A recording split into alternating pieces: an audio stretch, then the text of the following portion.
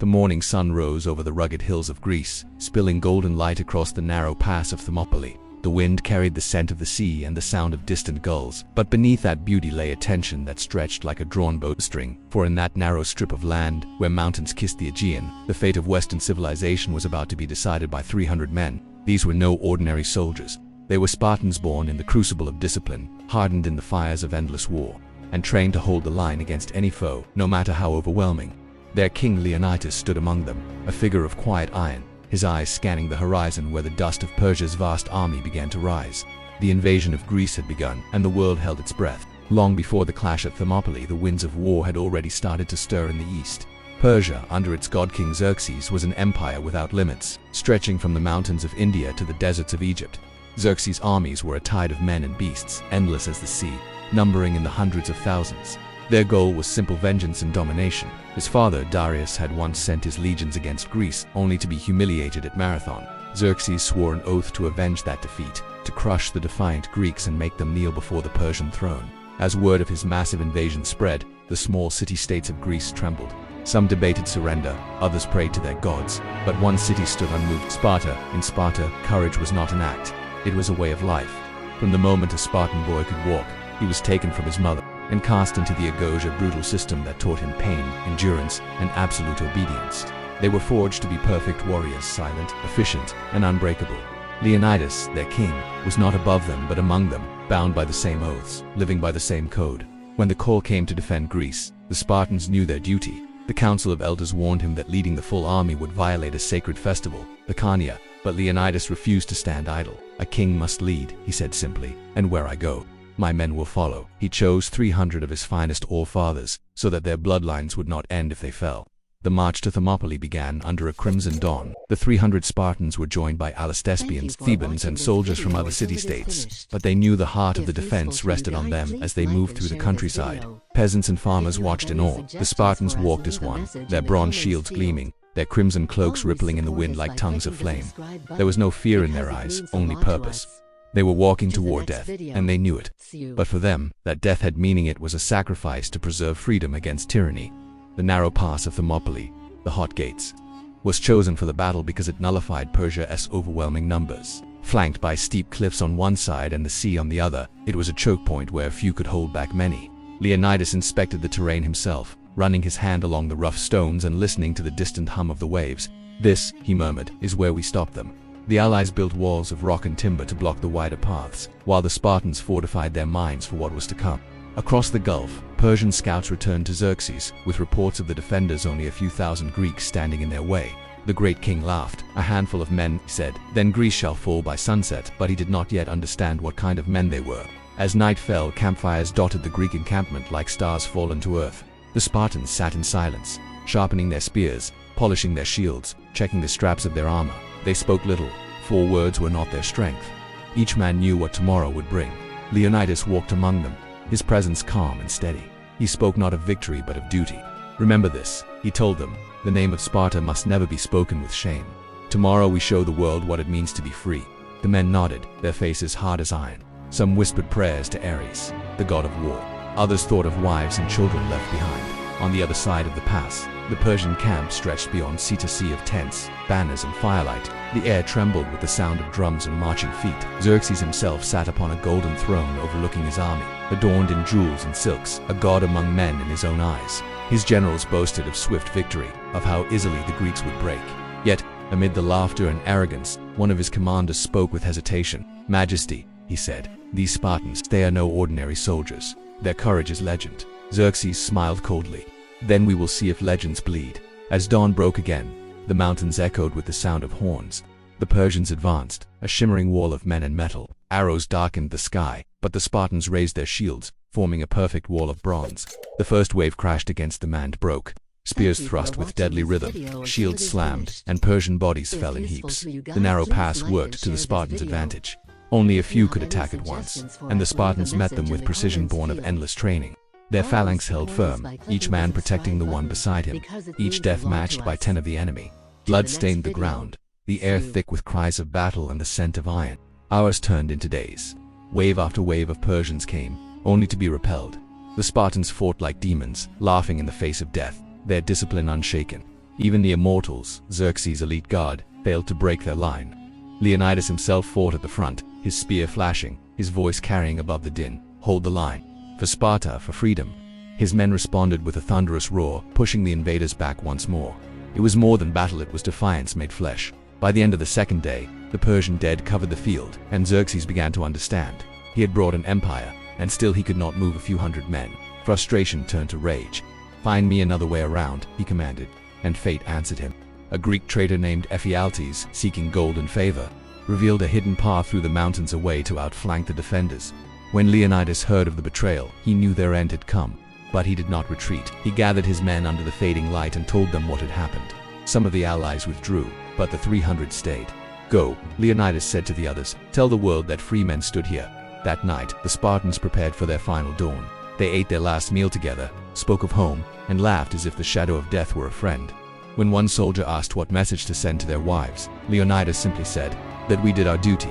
The stars burned cold above Thermopylae and the sea whispered below, carrying the echoes of destiny. The storm was about to break, and by morning, the world would remember their names. Dawn came to Thermopylae, heavy with silence, the kind that only precedes something terrible and great. The air was thick with salt and smoke, and the rising sun cast long shadows across the mountains where death waited patiently. Leonidas stood at the front of his men, his armor scuffed, his face streaked with dirt and blood, yet his eyes burned with calm fire. He had known this would be their fate. The betrayal had come like a whisper in the dark. A Greek named Ephialtes, driven by greed, had led the Persians through the goat path above the pass. Now the enemy was behind them, closing in like a tightening noose. There would be no retreat, no surrender, only battle, only glory. As the first rays of sunlight touched the Spartan shields, Leonidas raised his spear and pointed it toward the horizon where the Persian banners moved like a storm tide. "This is where we make our stand," he said, his voice deep and steady, carrying through the ranks like the voice of fate itself. "We are the wall that guards Greece. Let the world remember what men of Sparta did here." His soldiers responded with a low rhythmic thud of spears striking shields, a heartbeat of bronze and fury. The Thespians and Thebans who chose to stay joined them, their eyes hard with shared resolve. Together they were no longer men, they were legend in the making. The Persians came in waves, their armor glinting like scales of a serpent. The ground trembled beneath the march of countless feet, the drums of war pounding a relentless rhythm. Xerxes watched from his chariot high upon the cliffs, his face unreadable, a god surveying the mortal defiance below. His archers knocked their arrows and the sky darkened once again. Loose, the command rolled like thunder, and the arrows fell like rain. But the Spartans stood unbroken, their shields locked, their phalanx impenetrable. Spears thrust out in perfect unison, each strike precise, each motion born of years of brutal training. The first ranks of Persians fell screaming, their blood soaking the dust, the narrow pass choked with corpses. The Spartans moved like a single organism, advance, strike, withdraw, reform. They fought in silence, save for the clash of metal and the sharp bark of commands. When a man fell, another stepped into his place. Leonidas moved among them, his bronze helmet gleaming with sweat and dust, his voice steady even as chaos swirled around him. "Push forward. Hold the line," he shouted, and his men obeyed without hesitation. To fight beside Leonidas was to feel immortal, even in the face of certain death. The Persians threw their finest troops next their mortals, cloaked in black and masked in silver, but even they found themselves broken upon the Spartan wall. Hours passed like eternity. The ground turned slick beneath their feet, the air thick with smoke and screams. Leonidas' arm was bleeding from a deep cut, but he did not falter. Every time he drove his spear forward, another enemy fell. The Spartans' discipline turned the narrow defile into a killing ground, but numbers were relentless, and exhaustion began to creep in like poison. When the Persians fell back momentarily, Leonidas gathered his captains around him. "They will come again," he said quietly, "and again, until we can no longer lift our arms." He looked toward the mountain pass where the traitor's path wound its way above them. The faint glimmer of Persian helmets could already be seen in the heights. Time was almost gone. As evening approached, the Persians advanced from both directions. Leonidas knew the moment had come. He called his remaining men together, their ranks thinned but unbroken. They stood before him, battered but unyielding, their eyes clear and proud. "Sons of Sparta," he said, "today we dine in Hades." A murmur of grim laughter rippled through them. They tightened their grips on their weapons, adjusted their shields, and prepared to face death as they had lived without fear. Leonidas turned his gaze toward the heavens, where the smoke parted to reveal a sliver of blue. "Zeus, grant that our courage be remembered," he whispered. The Persians surged again, this time from both front and rear, their numbers endless. The Spartans wheeled to meet them, forming a circle of shields. They fought like lions surrounded by hunters, their formation shifting fluidly, cutting down enemy after enemy. The clang of metal filled the air, mingling with the cries of the dying. Leonidas moved through the ranks, his sword flashing in arcs of light, his shield dented and bloodied. He no longer thought of victory, he thought of legacy. Each heartbeat was a choice to yield or to fight, and they chose to fight. Again and again. The battle raged through the afternoon, and the earth itself seemed to shake beneath the fury. Persian bodies piled high, but still they came. Leonidas was struck by a spear in his thigh, but he tore it free and kept fighting. His men closed around him, guarding their king as if he were the very heart of Greece itself. When his spear finally shattered, he drew his sword and continued, his breath ragged but his spirit unbroken. The Persians pressed harder, and for every Spartan that fell, 10 Persians paid with their lives. Then came the final moment. An arrow struck Leonidas in the chest, piercing through the bronze. He stumbled, blood-staining his cloak.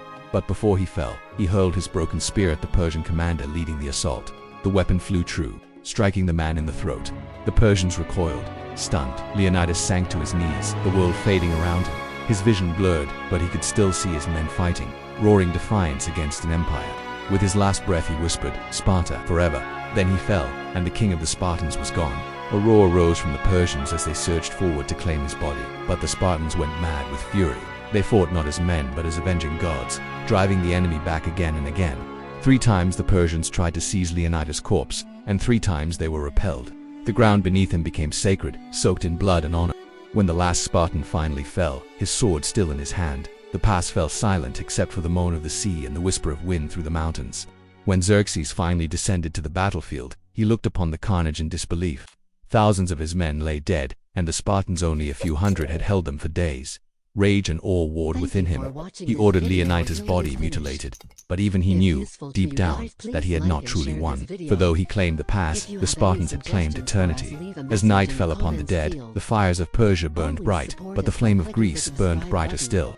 Word of Thermopylae spread across the land of 300 warriors who had stood against the impossible, who had shown the world that courage and freedom could not be crushed by numbers or kings. Across the Aegean, in Athens and beyond, men and women whispered their names with reverence. The story of Thermopylae became a rallying cry, a spark that would soon ignite the fires of Greek unity. The Spartans had fallen, but their sacrifice had awakened something greater than fear. It had awakened defiance. And as the stars wheeled above the silent pass, it was said that the ghosts of the 300 stood watch still, their shields raised, their eyes turned forever toward the east, where empires rise and fall but courage remains eternal. The sun rose once more over Thermopylae, gilding the mountains in soft gold, but the pass was silent and insolent, except for the whisper of the wind over broken shields and rusted spears. The Persian banners fluttered above a field of ghosts, where once the thunder of battle had roared. Now only the sea murmured softly, carrying away the blood of heroes. The bodies of the 300 Spartans lay among thousands of Persians. Their crimson cloaks darkened to brown, their faces turned toward the heavens as if still defying the gods themselves.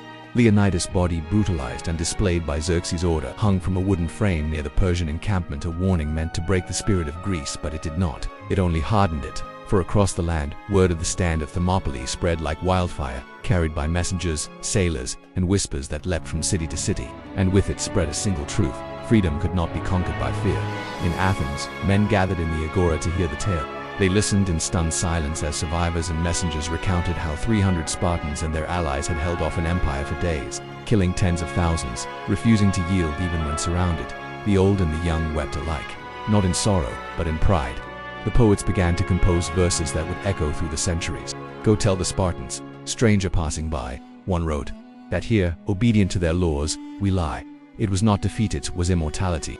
The courage of those men became more powerful in death than in life. Meanwhile, Xerxes pushed south, burning towns and temples in his path. But his victories felt hollow. The specter of Thermopylae haunted his army. Men whispered of the Spartans' fury, of how even in death they refused to bow. Every skirmish, every ambush, seemed to carry their ghostly presence. The Persians had won the pass, but they had lost something far greater: the illusion of invincibility. When they reached Athens and found it abandoned, its people fled to the islands. Xerxes ordered it burned. Flames devoured the city, smoke blackened the sky. But in the hearts of the Greeks, a greater fire burned, the fire of vengeance. At sea, the Athenians and their allies began to gather under the leadership of Themistocles, a man as cunning as Leonidas had been brave. He saw what others could not, that Thermopylae was not the end, but the beginning. He sent word across the Greek world: remember the 300, remember what they died for, and they did. Across the city-states that had once been divided by pride and rivalry, unity began to stir. Farmers took up spears, sailors manned triremes, and from Sparta came word that the full army was marching at last. The sacrifice of Leonidas had bought them time enough to rally, to plan, to strike. Months later, the Persian fleet found itself lured into the narrow straits of Salamis. There, the smaller Greek ships struck with deadly precision, ramming and boarding, turning the sea into a boiling cauldron of shattered oars and drowning men. From his throne upon the cliffs, Xerxes watched in disbelief as his mighty fleet was destroyed before his eyes.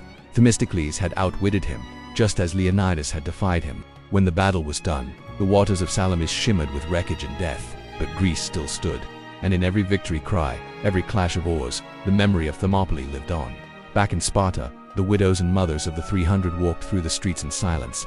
There were no tears, for Spartan women did not weep for the fallen, they honored them. He was born to die as he lived, one said of a husband, a free man. The names of the fallen were carved into stone, each one etched with reverence. Leonidas' statue was raised at the gates, his spear pointed eastward, as if still guarding Greece from invasion. The elders decreed that his name would forever be spoken before battle, a call to courage for generations unborn. Years passed, and Xerxes' great invasion ended in retreat. The Persians, broken at Salamis and later crushed at Plataea, withdrew to their empire. Greece remained free, and from that freedom would one day rise a civilization that shaped the world, its art, its philosophy, its democracy. Yet, at the heart of that legacy, beating beneath marble and myth, was the memory of Thermopylae. For it was there, on that narrow strip of earth between mountain and sea, that courage itself had been defined. Travelers who passed through the hot gates in later centuries would pause and look upon the stones where the Spartans had made their stand.